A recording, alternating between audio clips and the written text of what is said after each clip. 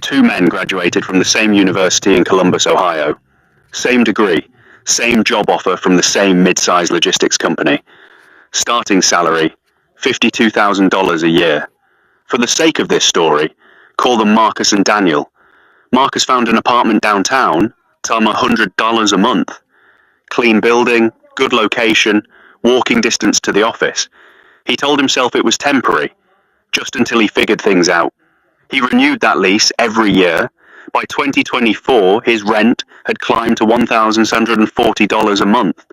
He had moved twice, always renting, always slightly nicer, always slightly more expensive. Over that 10-year period, Marcus spent just over $158,000 on rent. He has no equity, no asset, nothing to show for a decade of payments except a current address. Daniel did something different in 2015. He bought a modest 3-bedroom house in a suburb of Columbus for $187,000. He put down $18,700, 10%. His mortgage payment was $120 a month, including taxes and insurance. By 2024, that house was worth $341,000. His mortgage balance was down to $148,000. His net equity, $193,000. Same city, same starting salary, same decade. One man has $193,000 in wealth. The other has a lease renewal notice and $158,000 gone forever. What happened here was not random. Pattern interruption. Most people look at that story and think it's about discipline, or luck, or timing. They tell themselves Marcus just didn't save enough, or Daniel got fortunate with the market. But that explanation is too comfortable, because this pattern, this exact divergence, has been repeating in America for over 80 years. Different cities, different decades, different names, same outcome.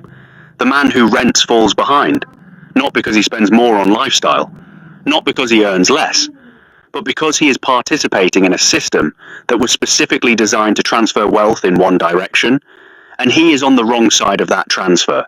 What most people miss is that the rental market in America is not simply a housing product. It is a financial mechanism, and once you understand how it works, you cannot unsee it. The mechanism, the equity displacement engine, I call it the equity displacement engine. It is not a conspiracy.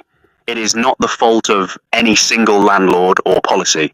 It is the natural output of a system in which inflation, leverage, tax law, and human psychology all converge at a single point. And that point is the monthly rent payment.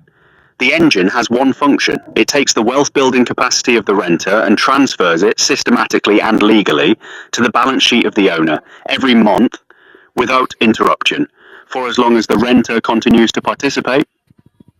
And the most remarkable part of this engine is not that it exists. It is that the people powering it, the renters, are often the ones defending it. They call it flexibility. They call it freedom. They call it being smart with money. The data tells a different story entirely. Breakdown. The 5 phases of the equity displacement engine. Phase 1. The entry illusion. The engine begins at the moment a person decides to rent instead of buy, and the justification they use is almost always the same.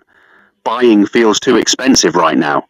In 2024, the median home price in America was approximately $412,000. The down payment on that home at the conventional 20% level is $82,400. For many Americans, particularly those in their mid-20s, that number feels prohibitive.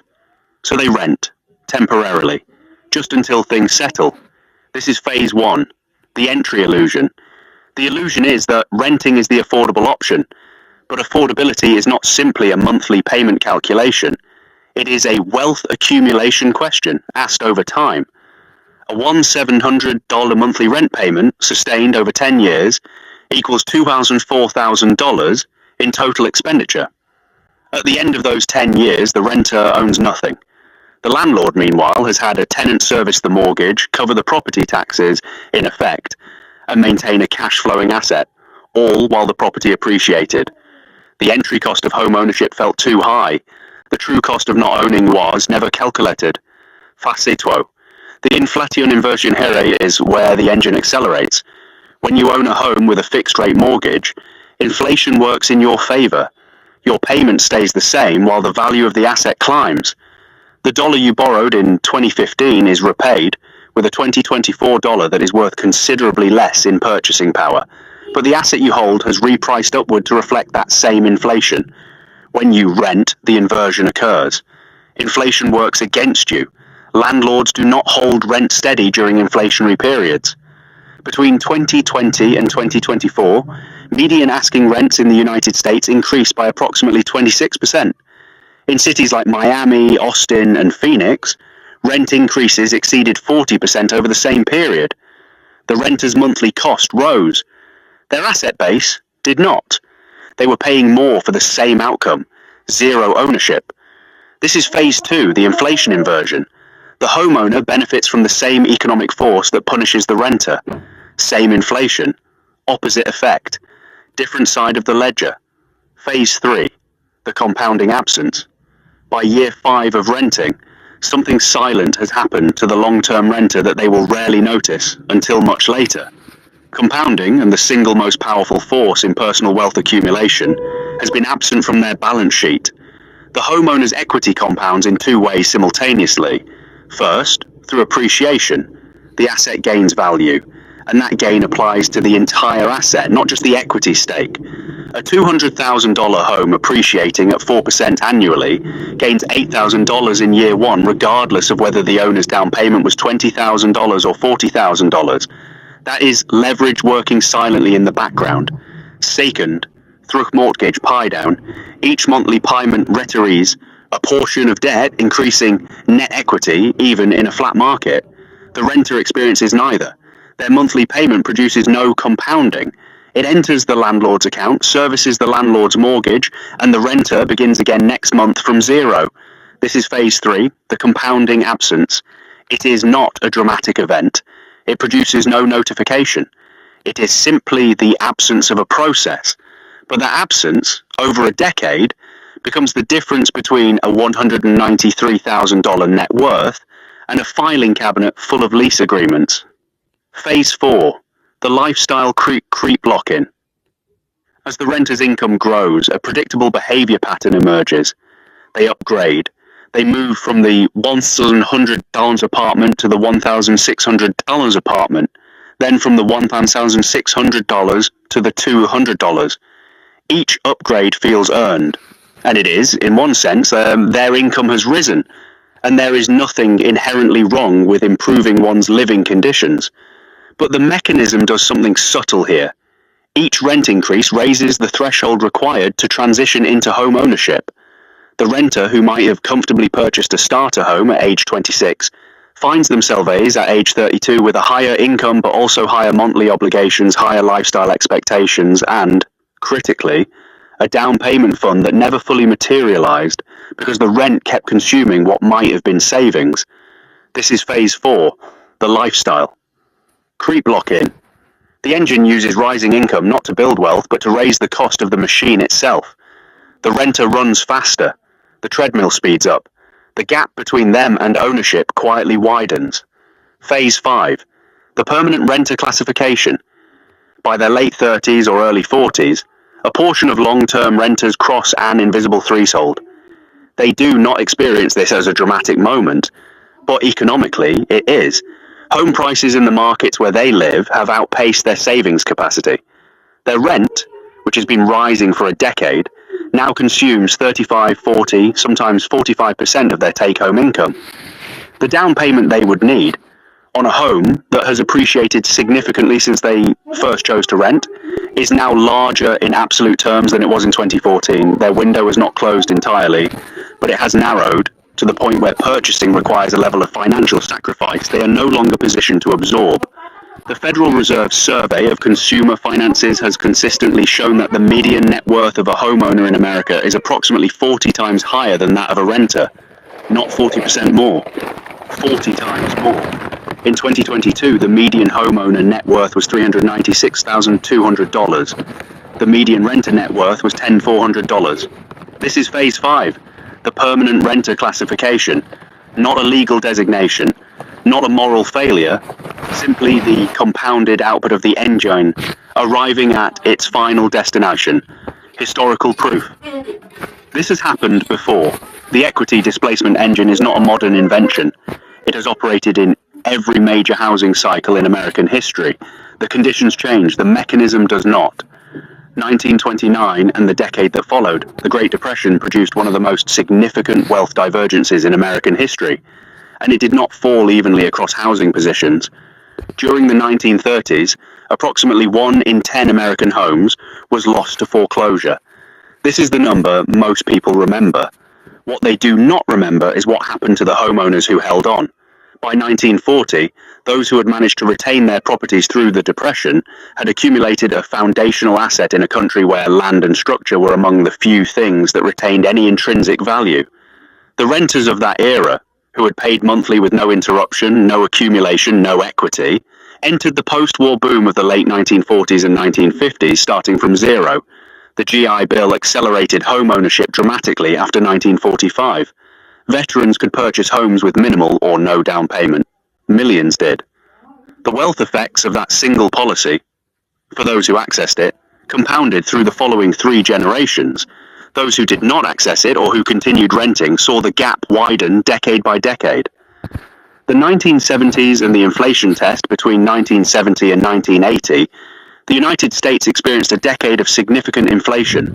The consumer price index roughly doubled over the decade.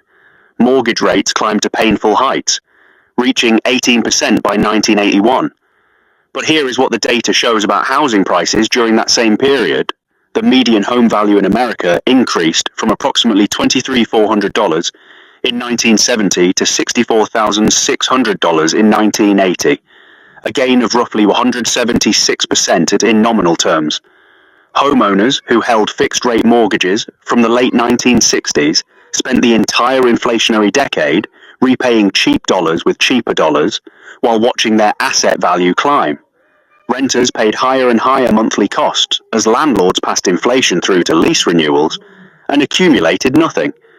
The inflation inversion, precisely as described, executed itself at national scale. 2008 and the counter-narrative, the financial crisis of 2008, is often used to argue against home ownership. And on the surface, the numbers support caution.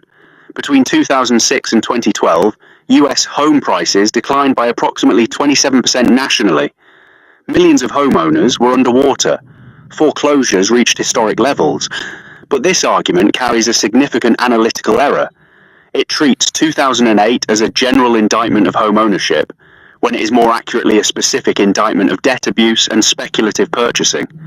The homeowner who purchased a reasonably priced home in 2001 with a conventional mortgage and held through the crisis emerged by 2016 with substantial equity because the market recovered and then surpassed its prior peak. More importantly, the renters of the 2008 crisis period did not escapade it. Rental prices remained largely stable or increased in many markets as foreclosed homeowners became renters, compressing supply. The renter paid full price every month during the crisis. They simply paid it to a landlord rather than a mortgage servicer. And when the recovery came, and home values climbed 58% between 2012 and 2019, they received none of that appreciation. Same crisis, different position, entirely different outcome. 2020 and the acceleration. The pandemic housing market of 2020 through 2022 compressed into 3 years what normally takes a decade. From January 2020 to June, US median home prices rose from $290,000 to approximately $14,000, an increase of over 42% in roughly 30 months. Homeowners in this period saw extraordinary equity gains. A person who owned a $300,000 home in early 2020 found themselves holding a $400,000 asset by mid-2022, with the same fixed mortgage payment they had always had. Renters in that same period experienced a different version of the same years. Median asking rents nationally increased 26% between 2020 and 2023. In some Sunbelt markets, Phoenix, Tampa, Nashville, annual rent increases exceeded 20% in a single year. The renters' monthly costs surged. Their net worth did not. The equity displacement engine ran at maximum velocity. The transfer was significant, rapid, and largely invisible to those experiencing it. Return to present. Right now, in mid-2026, the housing market has entered a phase that deserves careful attention. Mortgage rates remain elevated by historical standards relative to the 2010s, hovering in the range that has pushed monthly payments on median-priced homes beyond what many first-time buyers can absorb. Home prices, while cooling from their 2022 peaks in some markets, have not declined meaningfully in most major metropolitan areas. The inventory of homes for sale remains structurally constrained. As a result, the renter population in America has grown. The home ownership rate, which peaked at 69.2% in 2004, is currently around 65.6%. That 4 percentage point difference represents millions of households, millions of Americans currently participating in the equity displacement engine, many of them believing they are waiting for the right moment to exit. But here is what most people miss about the wait for the right moment strategy. The engine does not wait, it runs continuously. Every month of waiting is another month of rent paid, another month of compounding absent from the balance sheet, another month in which the existing homeowner's equity grows, while the renter's does not. The Phase 2 inflation inversion is currently active. Rental costs in most major markets are still elevated. The Phase 3 compounding absence is accruing silently for every long-term renter in the country. And in markets where prices have softened slightly, many renters are in Phase 4, earning more, spending more on rent, and still unable to close the gap on a down payment. We are, collectively, in the middle of the engine's cycle. Not at the end, not at a pause. In the middle. Signals to watch for anyone trying to understand where they stand in this cycle. There are 4 measurable indicators worth tracking, not as investment signals, but as orientation points. The first signal, the price-to-rent ratio. This is the ratio of median home purchase price to annual rental cost for a comparable property in a given market. Historically, a ratio below 15 suggests buying is economically favorable over renting. A ratio above 20 suggests the opposite. In many American cities right now, this ratio exceeds 25, meaning the market is pricing ownership at a significant premium. Watching how this ratio moves in your specific market over the next 12 to 24 months tells you more about timing than any prediction or headline. The second signal, the rent-to-income ratio. The traditional threshold for housing affordability is 30% of gross income. When renters in a given metro area are routinely paying 35, 40, or 45% of income toward rent, it signals that the engine is running hot, and that the renter class in that market is being systematically prevented from accumulating the capital needed to exit. Current data from Harvard's Joint Center for Housing Studies indicates that over 50% of American renters are now considered cost-burdened, paying more than 30% of income toward housing. That is not a temporary fluctuation, that is a structural condition. The third signal, home builder sentiment and inventory data. When home builders pull back, measured through housing starts data released monthly by the US Census Bureau, supply constraints worsen, which sustains price levels and rental demand. Watching this number over 6 to 12-month periods gives a leading indicator of whether the supply side of the equation is likely to relieve pressure or intensify it. The fourth signal, wage growth relative to rent growth. When wage growth outpaces rent growth, the renter's position improves. When rent growth outpaces wages, as occurred dramatically between 2020 and 2023, the engine accelerates. The Bureau of Labor Statistics publishes both wage and CPI shelter data monthly. The spread between them is one of the most honest indicators of whether renters, as a class, are gaining or losing ground. None of these signals tell you what to do, but together they describe the current state of the engine and where it is likely to carry you, if you remain inside it. Return to the original story, return now to Marcus and Daniel, Columbus, Ohio, spring 2014.